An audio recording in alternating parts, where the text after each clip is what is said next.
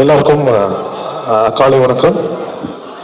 இங்கே வந்திருக்கும் அனைத்து பத்திரிகையாளர்களுக்கு என் மனமார்ந்த நன்றியை தெரிவித்துக் கொள்கிறேன்.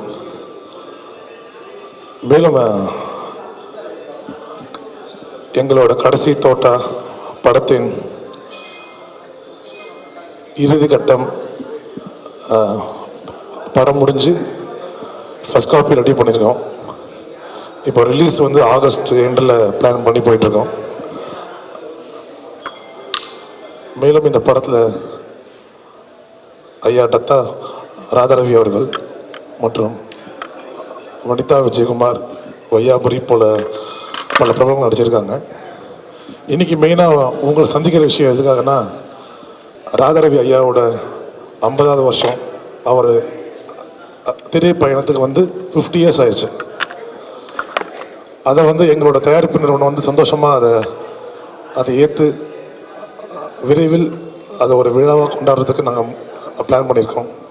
மற்றும் எங்கள் படத்தின் முழுமடைஞ்சு ரிலீஸுக்கு உண்டான விஷயங்களும் வந்தாச்சு. அதனால் ஒரு சின்ன ஒரு பத்திரிகையாளர் சந்திப்பை நோக்கி வந்திருக்கோம். இங்கே குடியிருக்கும் பத்திரிகையாளர் அன்பர்களுக்கும் இந்த படத்தின் தயாரிப்பாளர் அன்பு சகோதரர் ராஜேஷ் அவர்களுக்கும், அவருடைய அடுத்த படத்துக்கு கதாநாயகனாக இருக்கக்கூடிய சையத் அவர்களுக்கும், இந்த படத்தில் நான் உண்மையிலேயே இவனை நான் சொல்லணுன்னு தான் எனக்கு ரொம்ப ஆசை. சையதுக்கு அடுத்தப்பில் உட்காந்துருக்கேனே, அவன் தான் இந்த படத்தில் வில்லன் மாதிரி செஞ்சுருக்கான். நான் நடித்த படத்தில் கடைசி தோட்டால். ஆனால் இவன் வந்து அப்பவும் வந்து என்கிட்ட வந்து அழுதான்.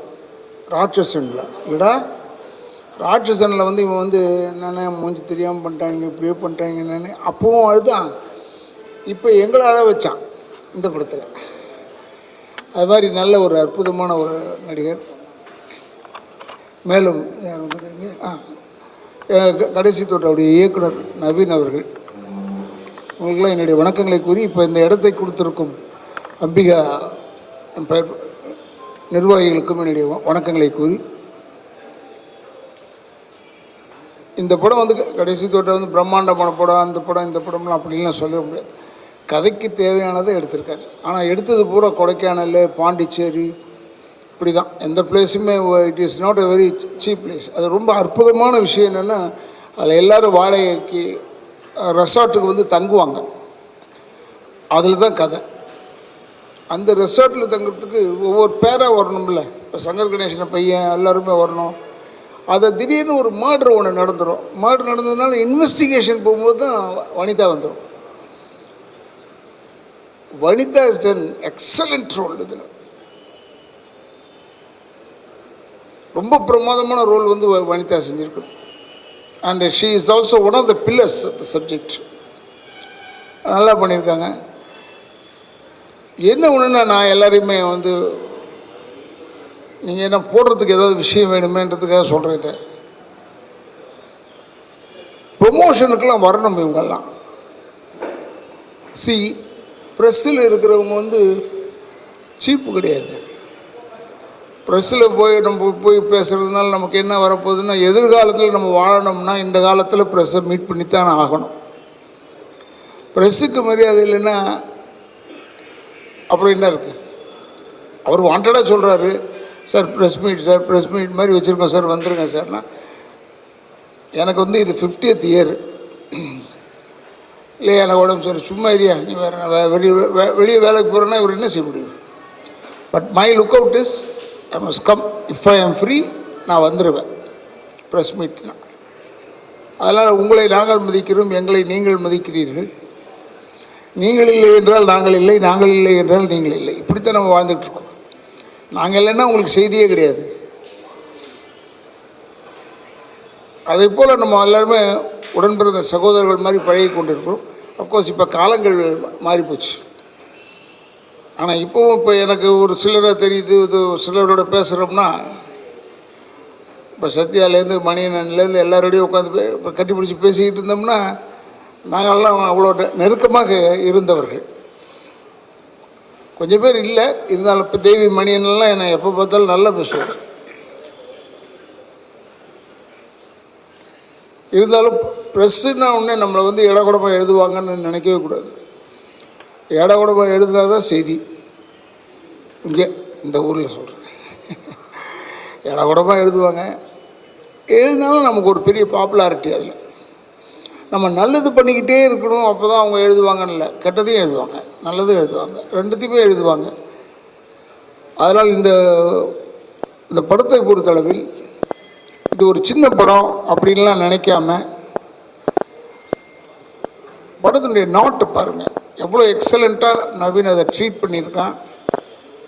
இந்த கதையை செலக்ட் பண்ணி எடுத்த ராஜேஷ் ஆகட்டும் ரொம்ப அற்புதமாக பண்ணியிருக்காங்க. இது வந்து முதல்ல எனக்கு ஒருத்தர் சொன்னது, ஒரு ஆப்பிள் ஜூஸ் வாங்கி 4 பேருக்கு பிரித்தா அது தப்பு இல்லைல்ல, ஆனால் ஒரே ஆப்பிள் ஜூஸ் வாங்கி 16 பேருக்கு பிரித்தா தான் தப்பு அப்படின்னு சொன்னார். அது எதுக்கு சொன்னார்னு தெரியல, இப்போவும் அதை தான் ஞாபகம் வந்துக்கிட்டே இருந்தது. பட் அது கரெக்டான விஷயந்தான். ரொம்பவும் சிக்கனம் பண்ணால் படம் கெட்டு போயிடும். அது மாதிரி ராஜேஷ் அவர்கள் இந்த படத்தை வந்து நல்லபடியாக எடுத்திருக்காரு. அண்ட் நவீன் அவர்கள் வந்து ரொம்ப எங்களுக்கெல்லாம் சிரமம் இல்லாமல் நாங்களாம் நடித்தோம். ஒன்று கொடைக்கானல் இடம் ஒன்று இருக்குது, இருந்தால் கூட ஒர்க்குன்னு வரும்போது கொஞ்சம் கஷ்டம்தான். It was difficult. நல்லா பண்ணார். அண்டு என்னுடைய அத்தனை நன்றிகளும் ராஜேஷ்க்கும் டைரக்டர் நவீனுக்கும் சொல்லிக்கொண்டு, இதில் கலந்து கொண்டு இருக்கும் சையத் அவர்கள், அவர் வந்து அடுத்த படத்துக்கு ஹீரோ, இன்னொரு படத்தில் ஹீரோ பண்ணியிருக்கார். இருந்தாலும் அவர் வந்து இதில் வந்திருக்காரும் போது எனக்கு மிகவும் பெருமையாக இருக்கிறது என்று கூறி அத்தனை பத்திரிகைக்காரர்களுக்கும் என்னுடைய வணக்கங்களை கூறி நன்றியை கூறி விடைபெறுகிறேன். நன்றி, வணக்கம். கதையோட நாயகன் மாதிரி உங்களை காட்டியிருக்காங்க. நீங்கள் நாயகனா பண்ணுறீங்களா இல்லை வில்லனா பண்ணுறீங்களா? கதையின் நாயகன், கதாநாயகன் இல்லை, கதையின் நாயகன் தான், அதை நான் ஒத்துக்கிறேன் சார். அப்புறம் வந்து நீங்கள் ரொம்ப நாளாக ஒரு வருத்தப்பட்டிருந்தீங்க, எனக்கு ஜோடியே கொடுக்க மாட்டாங்க படத்துலன்ட்டு. இந்த படத்தில் உங்களுக்கு ஜோடி வேறு கொடுத்துருக்காங்க. எப்படி? ரொம்ப நாள் நீங்கள் வருத்தப்பட்டிருந்தீங்க ஜோடி கொடுக்க தரலன்ட்டு. இதில் வந்து நான் நல்லவனாக நடிச்சிருக்கேன், அதான் என் பெரிய விஷயம். நான் ரொம்ப நல்லவன். இது வரைக்கும் ஒரு ஜோடியோட போய் பாட்டு பாடினதோ கொண்டதோ இதெல்லாம் இல்லை. இதில் எல்லாம் வச்சுருக்காப்புல, எல்லாமே மாற்றிட்டார் எனக்கு கம்ப்ளீட்டாக. இதில் ரொம்ப குவைட்டாக பண்ண ஆரம்பிச்சிட்டோம். அதனால் ஒரு ஜோடி ஒன்று கொடுத்துருக்காரு. அதுலேயும் ஃப்ளாஷ்பேக்கில் தான் ஜோடி, நேர் சப்ஜெக்டில் ஜோடி கிடையாது. எஸ் அண்ணா, முந்திலாம் நீங்கள் வில்லனாக நிறைய படம் நடிச்சிங்க. இப்போ வந்து இந்த பிசாசு ஜட்ஜாக நடிக்குது, இந்த மாதிரி வந்து நெகட்டிவ் இல்லாமல் நல்ல கேரக்டர் நடிக்கிங்க. உங்களுக்கு எது ரொம்ப பிடிச்சிருக்கு? வில்லனாக நடிக்க பிடிச்சிருக்கா அந்த மாதிரி கேரக்டர்? நான் நடிக்க வந்து வச்சுருக்கேன். இனிமேல் இது பிடிச்சது அது பிடிச்சதுன்றதெல்லாம் கிடையாது. எதாக இருந்தாலும் நடிச்சு தான் ஆகணும். ஏன்னா நடிகராக வந்துட்டோம். வரும்போது இப்போ இவர் சொல்கிறார் கதாநாயகன், எனக்கே ஆச்சரியமாக இருக்குது. நான் படம் பார்த்தேன், கதாநாயகனில் கதையின் கரு எங்களுக்கு எங்கள் சைடில் மாட்டிக்கிச்சு. அதுக்கேற்ற மாதிரி எடுத்திருக்காரு. அதனால் இது இவ்வளோ நாள் வில்லனா பண்ணீங்களே, இப்போ நீங்கள் கதாநாயகனாக பண்ணியிருக்கீங்களேன்னு யாரும் கேட்க முடியாது. ஏன்னா இவர் செஞ்ச தப்பு, சாமிநாதன் செஞ்ச தப்பு. சும்மா இப்போ பார்த்தா கதாநாயகன் நான் சொன்னேன் இப்போ கூட, ஐயோ கதாநாயகன் one of the main characters, அவ்வளோதான். நல்லா இருக்கு படம். அதில் வனிதா விஜயகுமார் பிரமாதமாக செஞ்சுருக்காங்க. பட் இருந்தாலும் நீங்கள் சொல்கிறதுல வந்து ஒரு பெரிய சமாச்சாரம் இருக்குது. எப்படின்னா எனக்கு பொம்பளைங்களை கொடுத்துட்டாங்கன்னா இதுதான் செய்வாங்க, ரேப் பண்ணுறோம். நல்ல கண்ணிலே பார்க்க முடியாது. நான் கெட்ட கண்ணில் தான் எவ்வளோ நாள் பார்த்துட்டு இருந்தோம். இப்போ கொஞ்சம் நல்ல கண்ணில் பார்க்க ஆரம்பிச்சிட்டோம். உங்களுடைய 50வது இயர், இந்த படத்துக்கு பேர் கடைசி தோட்டம், அதாவது முடிய போகுது அப்படின்ற அர்த்தம். இதை எப்படி நீங்கள் பார்க்குறீங்க? அதெல்லாம் நான் பார்க்குறதே இல்லைங்க. நான் பார்க்குறதே இல்லை. இப்போ நீங்கள் சொல்கிறதுனால நான் யோசிப்பேன், ஓ கடைசி தோட்டம் அப்படிலாம் ஒன்றும் கிடையாது. சினிமாக்காரனுக்கு சாவே கிடையாதுங்க. செத்த கூட நீங்கள் படமாக எடுத்து காசாக்குறவன் தான் சினிமாக்காரன். இப்போ புரட்சி தலைவருடைய மரண ஊர்வலத்தை எவ்வளோ பேர் போட்டிருக்கோம் இல்லையா? பேரறிஞர் அண்ணாவை போட்டதை விட புரட்சி தலைவர் அதிகமாக போட்டிருக்கோம். புரட்சி தலைவர் அம்மாவை அதிகமாக போட்டிருக்கோம். என்னென்னா சினிமாக்காரன் கொஞ்சம் ஆடட் அட்ராக்ஷன் அதில். அதனால் நமக்கு சாவலையும் வாழ்வு உண்டு. அதனால் இது கடைசி தோட்டாடணுன்னு இப்போ நீங்கள் சொன்னோன்னு தான் எனக்கு ஸ்ட்ரைக் ஆகுது. ஓ 50வது படம் அதனால கடைசி தோட்டம். 51 நடித்தா ஒத்துக்க மாட்டீங்களா? என்ன ஒத்துக்குவீங்கள? அப்புறம் சார் ஆக்சுவலாக இப்போ நீங்கள் சொன்னீங்க இந்த சின்ன படங்களுக்கு எவ்வளோ தான் சொன்னாலும் நடிகர் இவங்களாம் வரமாட்றாங்கன்னு. ஒருவேளை நடிகர் சங்கம் இயக்குனர் சங்கம்லாம் சரியாக செயல்படாமல் இருக்குன்னு நினைக்கிறீங்களா? அது ஏன்டா நீ அமைதியாக இருக்க, தொலையில் மாட்டிக்கன்றத மனு சொல்கிறீங்க. அதுக்குல்ல அது பர்சனலாக ஒவ்வொருடைய இன்ட்ரெஸ்ட் இருக்குது. அது இன்ட்ரெஸ்ட் இல்லைன்னா தென் பிக்சர்ஸ் ஓடுறதெல்லாம் கஷ்டம். நம்ம நடிச்சிட்ட போது ஓடிடும்லாம் நினைக்கவே கூடாது.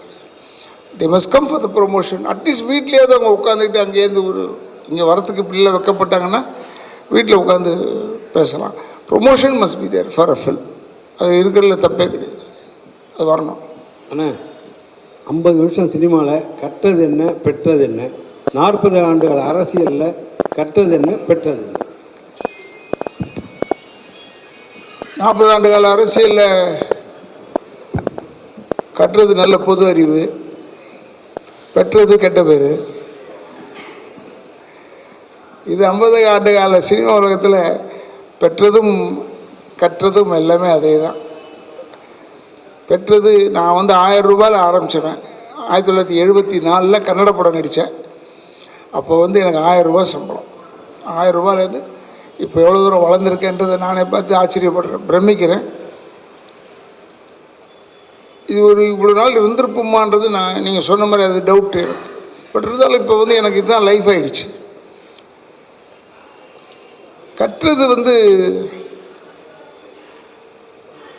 இங்கேயும் பின்னாடி குத்துறது இருக்குது. சினிமாவில் நிறைய இருக்குது. அதெல்லாம் மீறி தாண்டி வரணும். இல்லாதது அப்படி பொல்லாததை சொல்கிறது அதெல்லாம் சினிமாவில் உண்டு. அது கொஞ்சம் அதெல்லாம் கற்றுக்கணும். கற்றுக்கிட்டா then we will be quiet. நான் கொஞ்சம் பிக் மவுத். நான் எப்போ பெருசாக பட்டுன்னு அடிச்சிடுவேன். அது எனக்கு வியாதி இருக்கக்கூடாதுன்றதுக்காக அப்படி சொல்கிறது, பேசுகிறது. அதே பழகிடுச்சு. இப்போ எதையும் பிடிச்சி வச்சு பேச தெரியாது. இப்போ நான் வீட்டுக்கு போகிறேன்னு சொன்னால் இவருக்கு ஒரு வேலை இல்லைடா போல இருக்குது, வீட்டுக்கு போகிறாருன்னு சொல்லுவாங்க. நாங்கள் என்ன செய்வோம், ஸ்டுடியோக்கு போகிறோங்க எப்படின்னா ஏதோ ஷூட்டிங் இருக்குது போல இருக்குன்னு நினைப்பாங்க. ஷூட்டிங்கே இருக்காது. அதனால் இதெல்லாம் கட்டுறது. ஏன்னா cinema is a good world, very good world. யார்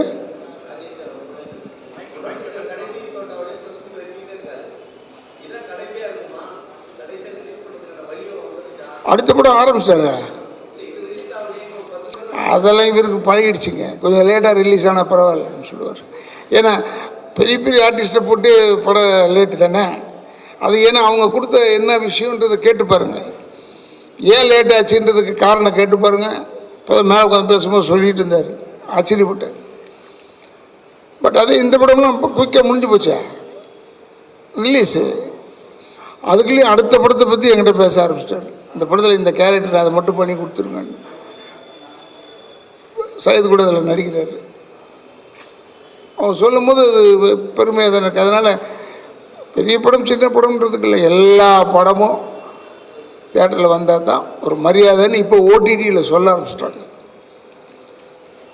புதுசு இல்லை, அப்போ கொஞ்சம் ஓடிடின்னு சொன்னாங்க. இப்போ ஓடிடியில் என்ன சொல்கிறாங்கன்னா தியேட்டருக்கு ரிலீஸ் பண்ணிட்டு தான் நீங்கள் வரணும்னு. அண்ட் ராஜேஷுக்கு தியேட்டருக்கு ரிலீஸுக்கு ஒரு பெரிய பேர்டன் இல்லை, அவருக்கு ஈஸியாக பண்ணுவார். ஏன்னா எல்லாம் வெல் பிளான்டு பிக்சர். அதுக்காக சொல்கிறேன். சார், நீங்கள் பல ஆண்டு காலம் அரசியலில் இருக்கீங்க, சினிமாவிலையும் இருக்கீங்க.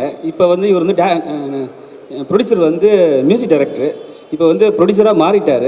நிறைய பேர் ஹீரோவாக ப்ரொடியூசர் ஆகிறாங்க, ப்ரொடியூசராக ஹீரோவாக வராங்க. அது இப்போ எப்படி பார்க்குறீங்க? அதே மாதிரி விஜய் சார் சினிமாவில் அரசியல் போயிட்டார். நீங்கள் அரசியலில் பல காலமாக இருந்திருக்கீங்க. அதை பற்றி உங்களோட ஒரு 2 சில வார்த்தை. நாங்கள் அரசியலேருந்து வெளியே வரும்போது அவர் உள்ளே வர்றாரு. அது நான் நினச்சது உண்டு. விஜய் சாருக்கு ஏஜ் இருக்குது இல்லை, அதனால் எனக்கு அரசியலில் 40 ஆண்டு கால சர்வீஸ் இருக்குது. அப்போ எனக்கு தெரிஞ்சு போச்சு இதில் இருக்கிற குட்ஸ் அண்ட் பேட்ஸ் எல்லாம் தெரிஞ்சு போச்சு.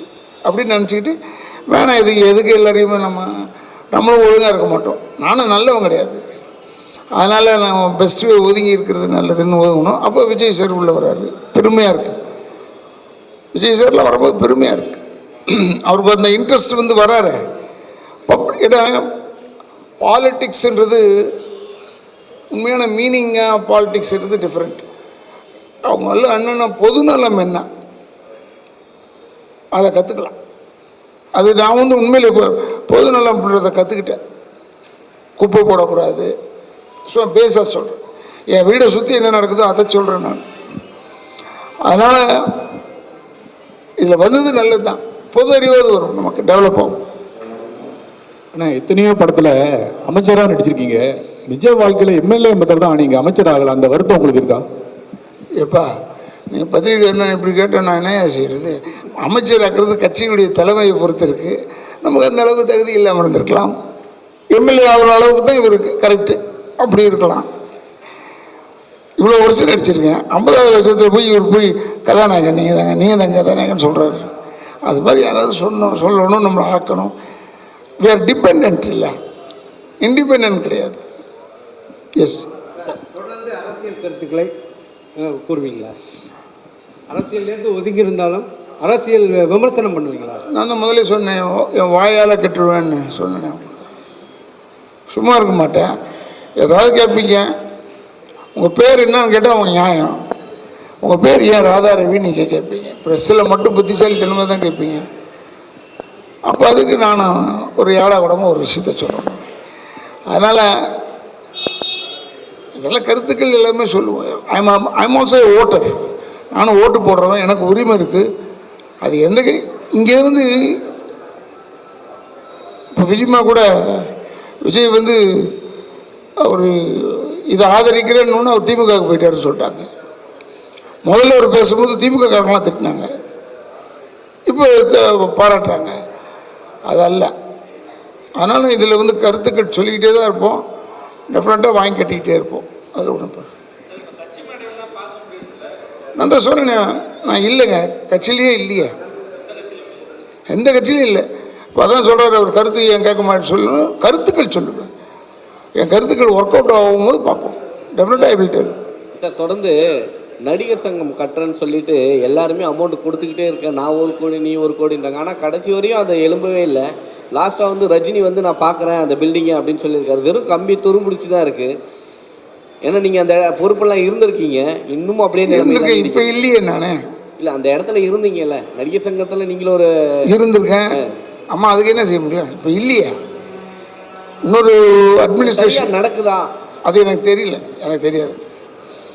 எனக்கு அந்த பக்கமே நான் போகிறதில்ல. ஐ டோன்ட் நோ வாட் தேர் டூயிங்கிறது எனக்கு தெரியல. பட் பூஜை முருகன், கார்த்திக் இவங்கெல்லாம் இருந்து ஏதாவது ஹெல்ப் பண்ணுறாங்கன்னு நினைக்கிறேன். டெஃபினட்டாக it will come out well. அது ரஜினி சாரை போய் பார்த்துருக்காங்கன்னு போட்டிருந்தாங்க. அப்போ அவர் நான் வந்து பார்க்குறேன்னு சொன்னாங்க.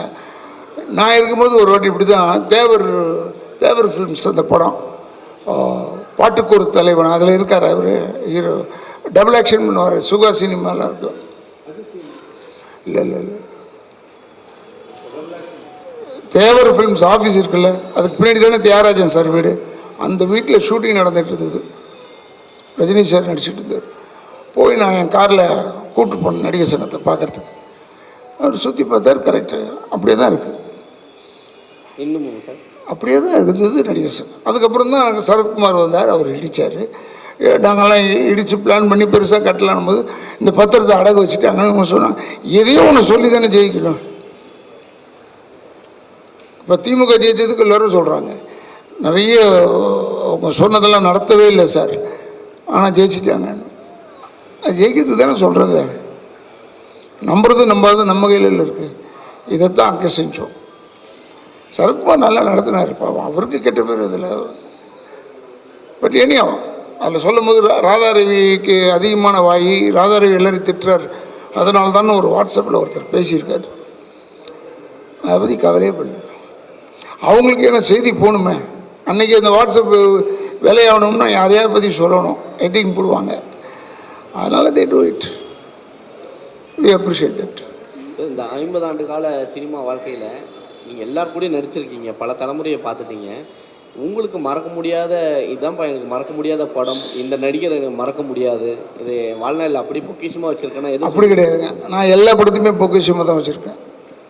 எனக்கு பிசாசு உள்பட எல்லா படத்தையுமே சொல்கிறேன். ஃபஸ்ட்டு வந்த தமிழ் படத்தில் ஃபஸ்ட்டு வந்தது மன்மத லீலை.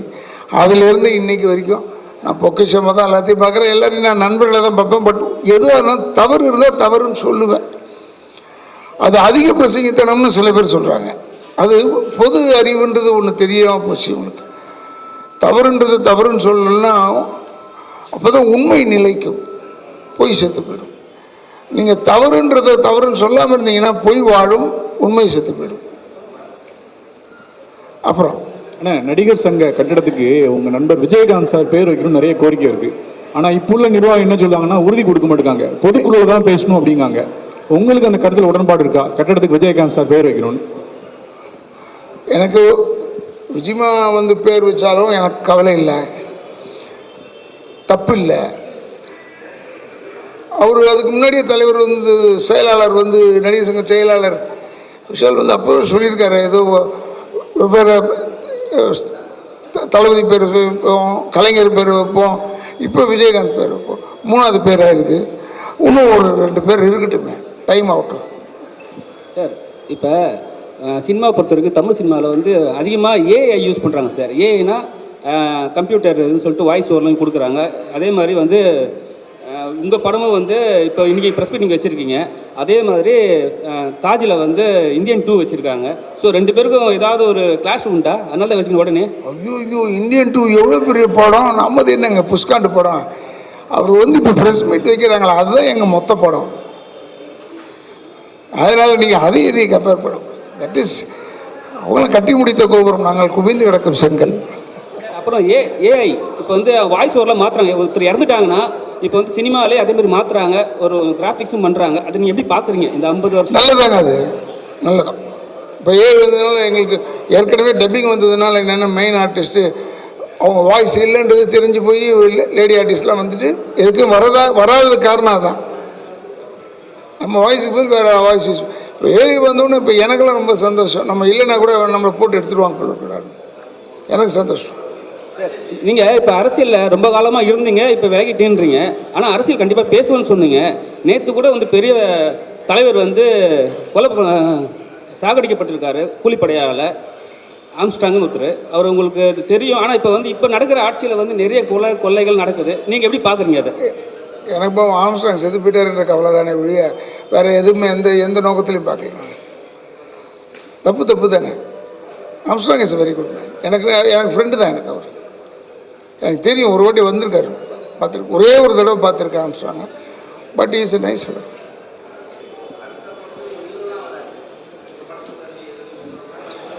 இல்லை, நான் அதை பற்றி கவலைப்படுறதில்லை. லாஸ் எனக்கு இல்லை.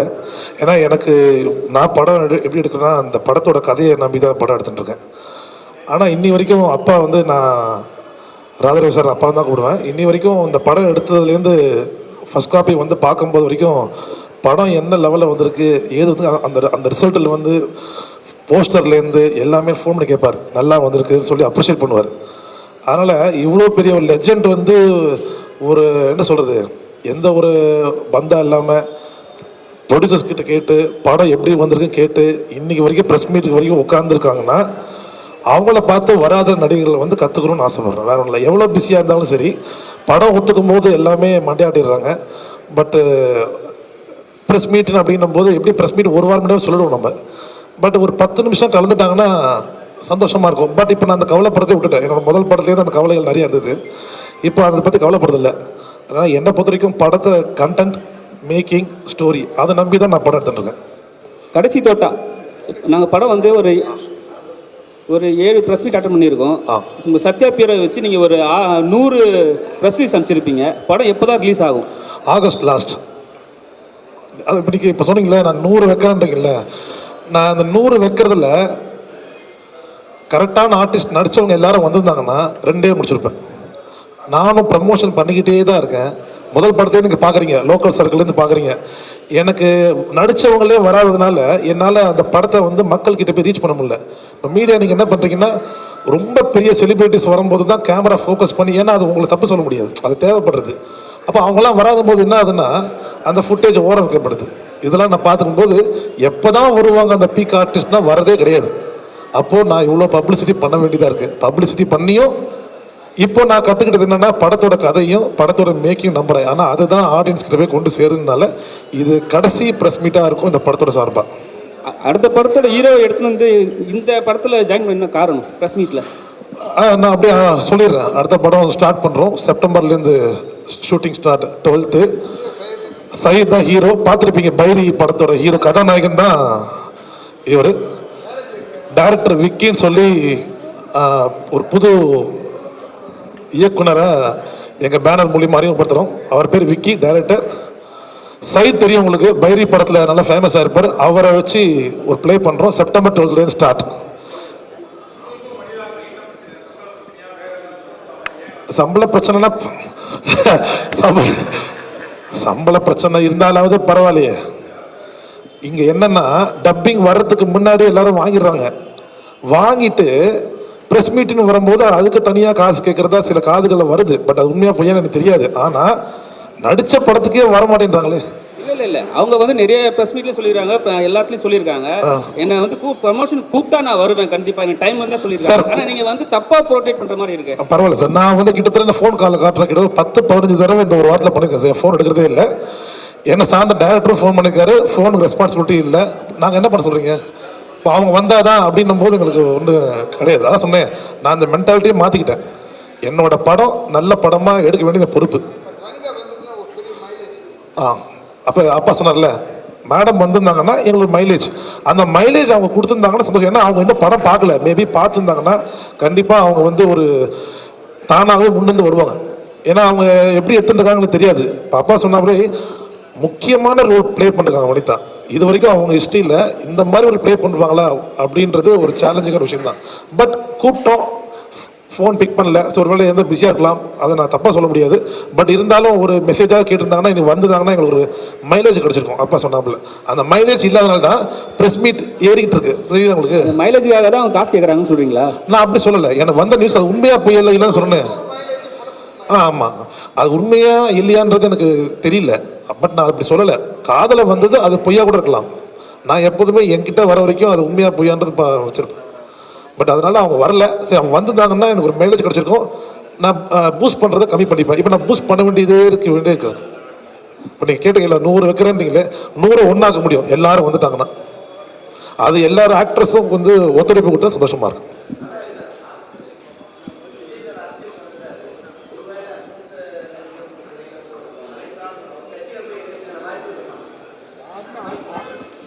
அழைத்தால் போய் சேருவேன், அவ்வளோதானே.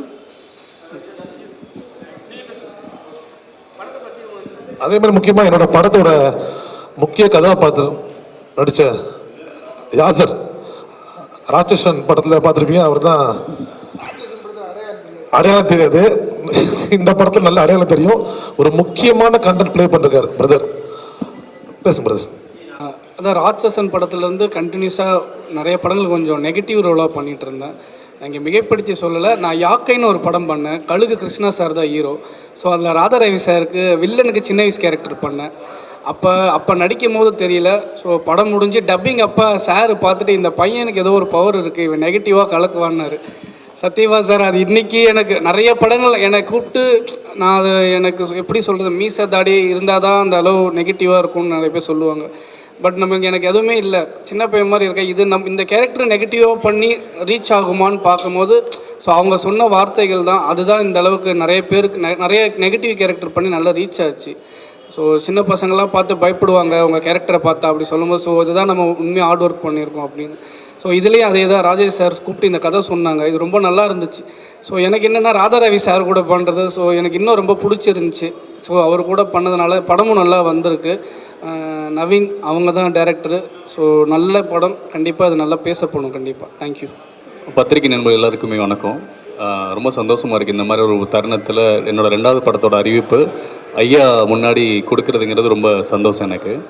பைரிக்கு வந்து நிறைய சப்போர்ட் பண்ணியிருந்தீங்க. ஸோ மீடியா நண்பர்கள் நிறைய பேர் வந்து பயங்கர பாசிட்டிவான கமெண்ட்ஸ் கொடுத்துருந்தீங்க, நல்ல ரிவ்யூ கொடுத்துருந்தீங்க. ஸோ அது எல்லாத்துக்குமே இந்த மேடையில் இருந்து நன்றி சொல்லிக்கிறேன். ஸோ கண்டிப்பாக அடுத்த பண்ணுற படம் விக்கி டைரக்ட் பண்ணுறாரு. ஸோ ராஜேஷ் சார் தான் ப்ரொடியூஸ் பண்ணுறாங்க, ஐயாவும் நடிக்கிறாங்க அதில். ஸோ அந்த படமும் கண்டிப்பாக உங்களுக்கு என்னோட சப்போர்ட், உங்களோட சப்போர்ட் எனக்கு வேணும். இன்னும் பெரிய இடங்களுக்கு எங்களை கொண்டு போய் சேர்க்கணுங்கிறது அவங்க எல்லாத்துக்கும் நான் கேட்டுக்கிறேன். ஸோ கடைசி தோட்டா மிகப்பெரிய வெற்றி பெற எங்களுக்கு ரொம்ப சந்தோஷம். வெற்றி பெறுங்கிறது பெரிய கான்ஃபிடென்ட் இருக்குது எங்களுக்கு. நன்றி.